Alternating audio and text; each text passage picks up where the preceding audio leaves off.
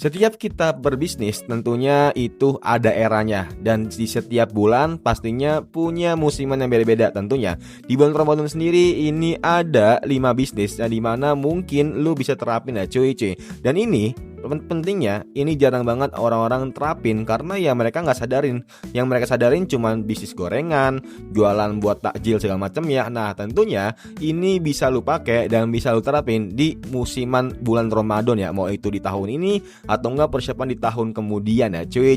Hello guys, welcome in Bang Ari Jonong. Jadi kali ini ada 5 bisnis yang dimana ini jarang orang tanpa sadari buat di bulan Ramadan ini ya cuy. Atau enggak pokoknya intinya bulan Ramadan lah. Mau itu tahun depan, 2 tahun lagi, 3 tahun lagi, intinya bulan Ramadan lah. Dan jarang banget orang-orang ngetahui.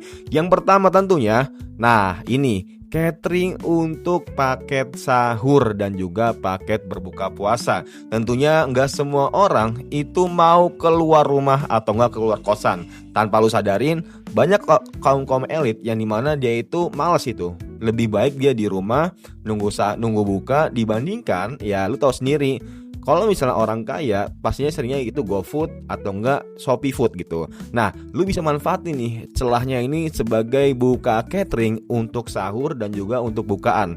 Dan tentunya tergantung dengan ya marketingmu sendiri. Lu mau fokus ke menengah ke atas atau menengah ke bawah. Kalau misalnya lu pengen fokus ke orang-orang elit, ya udah lu taruh aja setiap untuk buka puasa dan juga untuk untuk sahurnya itu masing-masing 50.000 udah cukup lah untuk kaum elit. Tapi kalau misalnya lu targetnya itu mahasiswa, nah coba lu bikin sekiranya itu 10.000 aja, minimal banget guys ya, minimal banget 10.000.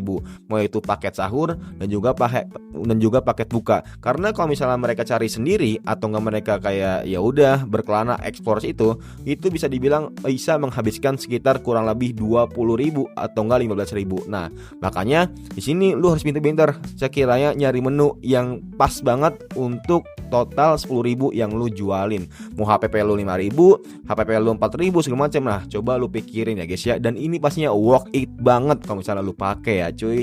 Yang kedua tentunya catering diet. Nah kalau sebelumnya kan itu catering untuk puasa sahur atau nggak buka ya. Nah sekarang itu catering untuk diet selama puasa.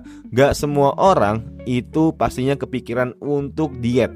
Apalagi mereka berpikir kalau misalnya untuk puasa itu udah bisa dibilang diet, padahal itu kurang cukup atau belum cukup. Nah makanya itu teman-teman sebisa mungkin yang paham masalah tentang gizi, paham masalah konsumsi segala macamnya, nah coba teman-teman turun di catering ini. Karena apa?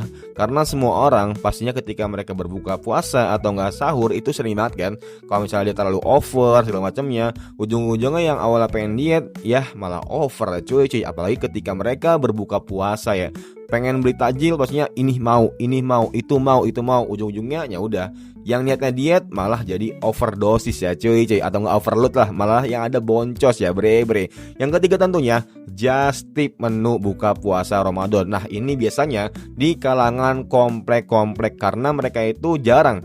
Kalau misalnya di lingkungan komplek ada tuh ya mungkin 1 atau 2 lah tukang gorengan yang lewat pakai sepeda atau nggak pakai motor segala macam ya, teriak-teriak segala macam ya. Nah tapi ya kalau misalnya di luar komplek agak jauh lumayan tuh. Contohnya apa? Kayak misalnya teman-teman tinggal di Bogor, di Depok, di Jakarta, di Bekasi. Nah ini kan ada tuh perumahan-perumahan yang dimana jauh dari kalangan ya tukang-tukang gorengan atau nggak takjil. Nah teman-teman bisa manfaatin untuk just tip buka puasa dan juga just tip untuk sahur ya cuy. Ini lumayan loh. Kalau misalnya teman-teman tanpa sadarin ya mungkin setiap harinya lu bisa untung sekitar 100.000 sampai 500.000 tergantung dengan marketing dan juga tergantung dengan makanan yang lu sajikan. Yang keempat tentunya ada namanya, mungkin ini jarang banget guys ya, sewa peralatan ibadah untuk sholat tarawih dan juga sholat ya mungkin sholat 5 wajibnya. Karena apa?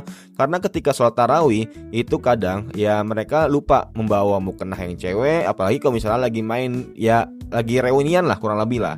Tapi ini mungkin jarang kepikiran dan mungkin agak sedikit untuk segmennya, karena ya bisa dibilang di zaman sekarang tentunya banyak lah kayak misalnya sajadah traveling atau nggak mukena traveling segala macam ya. Tapi ya orang-orang nggak semuanya punya dan pastinya teman-teman Ya kalau misalnya teman-teman mau, ya udah coba aja gitu, sewa karpet, sewa sajadah. Karena ya apalagi kalau misalnya teman-teman lihat masjid yang dimana masjidnya itu kayak kurang buat apa karpetnya ya.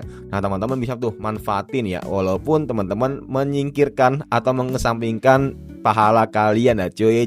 Yang kelima tentunya laundry kilat menjelang lebaran nanti. Pastinya orang-orang baru kepikiran, wih ini gue belum dicuci nih, padahal besok udah pengen sholat id. Nah teman-teman bisa manfaatin tuh. Kalau misalnya ya udah, nih gue bisa nih laundryin atau gue nyuci nih malam ini, gue cuci besok pagi udah kelar. Nah jadi lu bisa pakai waktu sholat id. Nah tentunya teman-teman bisa banget guys ya, dengan ekstra ya mungkin teman-teman untuk masalah pengeringan ya pantekin aja gitu, atau nggak pantengin kipas kalian langsung dengan baju yang masih basah. Nah ini mungkin kalau misalnya kalian alumni santri pastinya udah tau lah cara hal ini, yang dimana ya teman-teman nyuci jam 11 malam, paginya itu udah kering. Dan tentunya ini bisa manfaatin banget buat di bulan Ramadan ya guys ya. Mungkin itu aja guys ya, 5 bisnis yang teman-teman bisa terapin di bulan Ramadan selain F&B, jualan gorengan dan lain-lain. Nah kira-kira menurut kalian gimana? Apa ada yang kurang atau nggak menurut kalian ada yang setuju atau enggak teman-teman mau nambahin? Coba tulis di kolom komentar. Semoga bermanfaat and see you next time. Bye.